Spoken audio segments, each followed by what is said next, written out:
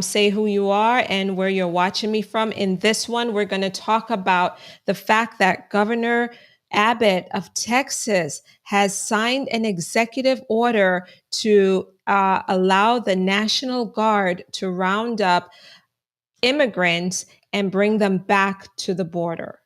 It is huge. It is a very broad executive order. I'm going to take you into the language and provide details about what in the world does he even have the authority to do this, who will be impacted in Texas, and some other issues related to this.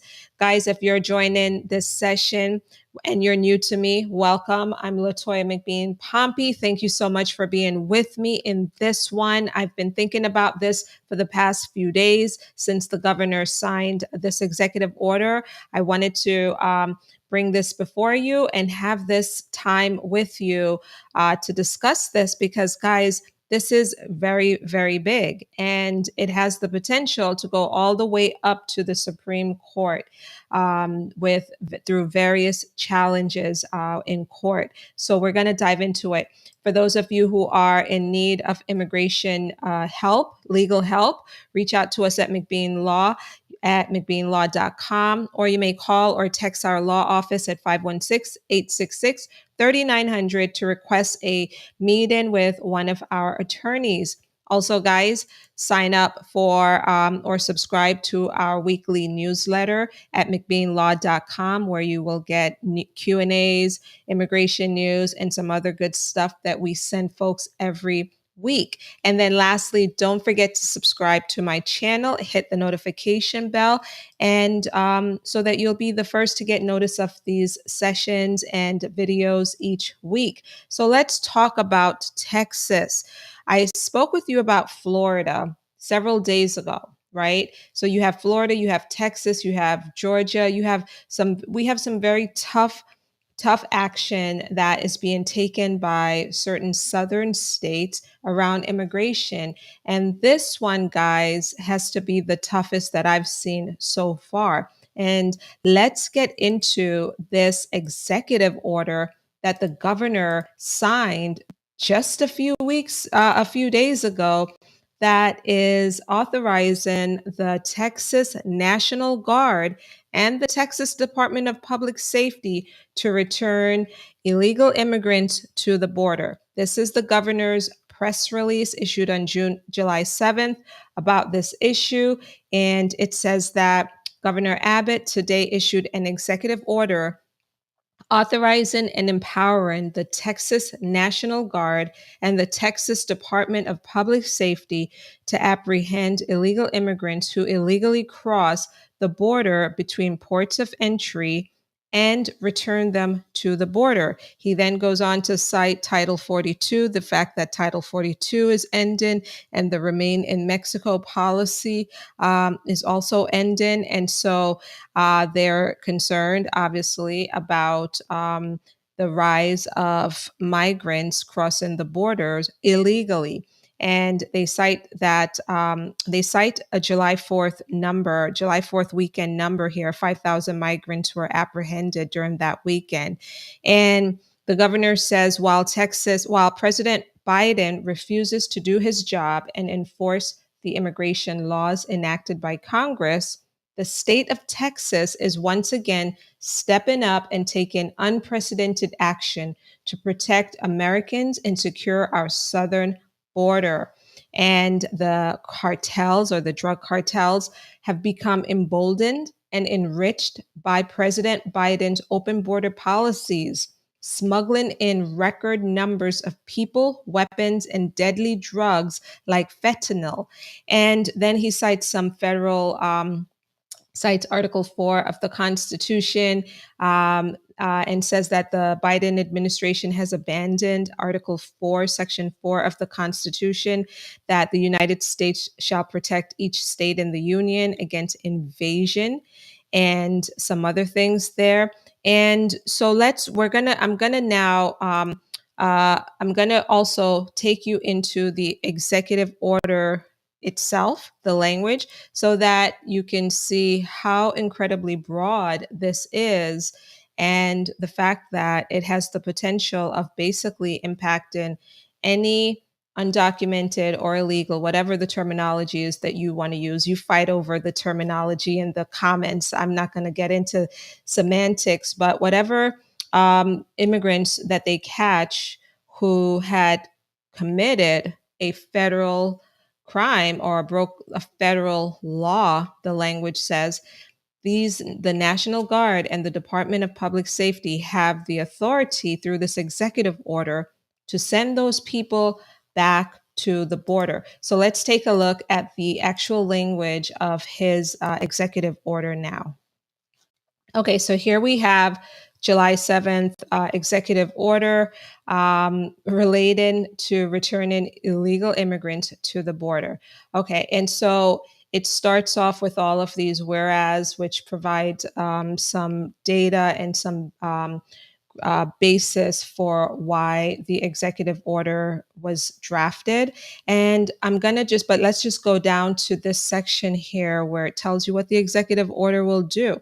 It says, now therefore, I, Greg Abbott, Governor of Texas, by virtue of the power and authority vested in me by the Constitution and laws of the state of Texas, do hereby authorize and empower the Texas National Guard and the Texas Department of Public Safety to respond to this illegal immigration by apprehending immigrants who cross the border between ports of entry or commit other violations of federal law, and to return those illegal immigrants to the border at a port of entry.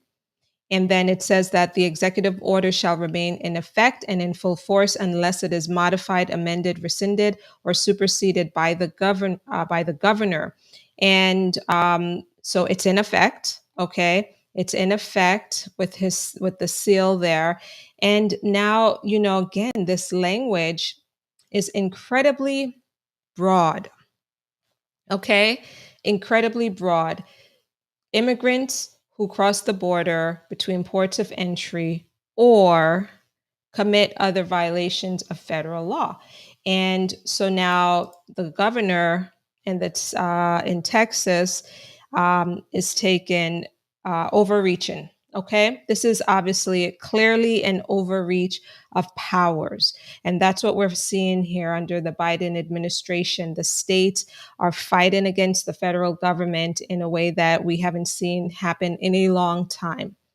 The state is saying, we will rise up and enforce federal law. You're not going to do it. You're not doing it. We're not satisfied with how you're handling the situation. The situation is actually getting worse from our standpoint, and we need to do something about it. And here's what we're going to do, whether you like it or not. And that's what's happening in Texas now. And if you speak to any constitutional lawyer or listen to them on the news, you will probably hear them say, this governor doesn't have the right to do this. He doesn't have the right to take immigration law and do with it as he chooses, returning people to the border without considering what immigration law has to say about those people and how those people should be treated. Some people have some rights under our immigration laws that Congress wrote. Others do not have much, if any, right. Right. And so the issue here is, what is his ultimate motive? What is he trying to accomplish?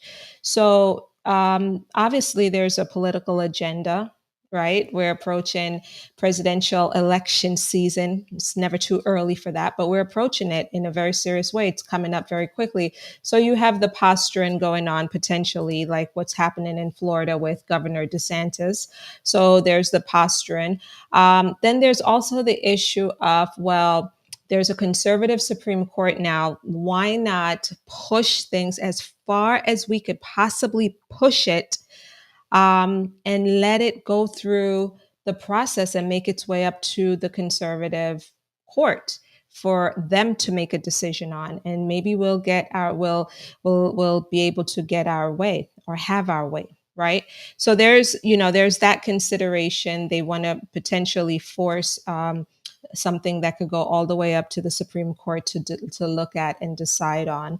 And and then there's this issue with the Biden administration. Obviously, they're not really doing much of anything around immigration. They've been a huge disappointment for pretty much everyone, okay. I think it's pretty well known that the ratings, his presidential popularity is very, very low, very, very low. And going into the midterm elections, there's a lot of prediction out there that it's going to be a real tough time for Democrats in November. And so you have all of these things happening. Then you have Remain in Mexico, you have Title 42, you have a number of things that's happening. And it's creating this opportunity for states like Texas and Florida to rise up and basically take over immigration laws and enforce it the way that they want to enforce it, and then to push the issues all the way up to the Supreme Court for the Supreme Court to decide on. So I think all of those issues are at play here in Texas. And it's going to be interesting to see in the coming days how the governor and the National Guard and others enforce this executive order, and whether they're going to be successful with actually returning people to the border. We'll see in the coming days. In my opinion, is this the way to handle it? No, of course not. We need to enforce our borders. We need to enforce our laws, actually, secure the borders. I think that all of that makes sense. We have to do that. We need borders, right? We don't, it's wrong for migrants to in mass numbers that we're seeing now in a very organized and coordinated way, um, just to do what they're doing right now. I think that there has to be some enforcement in place. There has to be some sort of enforcement.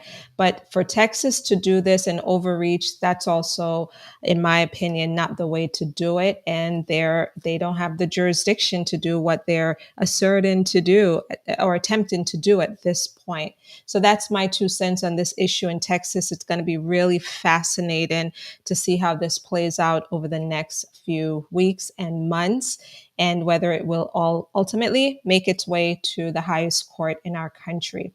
Guys, those are my thoughts. Hope you enjoyed being with me in this session. If you like this video, give it a thumbs up. Share it with others, share it with your feed. As usual, stay active and engaged in the content that I'm putting out there. Thanks very much for being with me in this one, and I'll see you guys in the next one.